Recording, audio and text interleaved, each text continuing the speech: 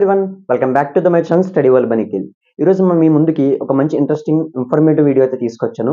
జాగ్రత్తగా అయితే చూడండి, స్కిప్ కొట్టకండి. ఎప్పుడు యాప్స్ అనేది అలా అన్ఇన్‌స్టాల్ చేయకండి. అది మనకి యూజ్ అవ్వదు.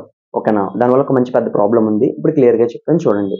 ఏంటంటే మన యాప్ అనేది సింపుల్‌గా ప్లే స్టోర్ నుంచి కానీ, యాప్ స్టోర్ నుంచి కానీ డిఫరెంట్ ఆఫ్ యాప్స్ అనేది మన ఫోన్‌లోకి అయితే ఇన్‌స్టాల్ చేసుకుంటాం కదా!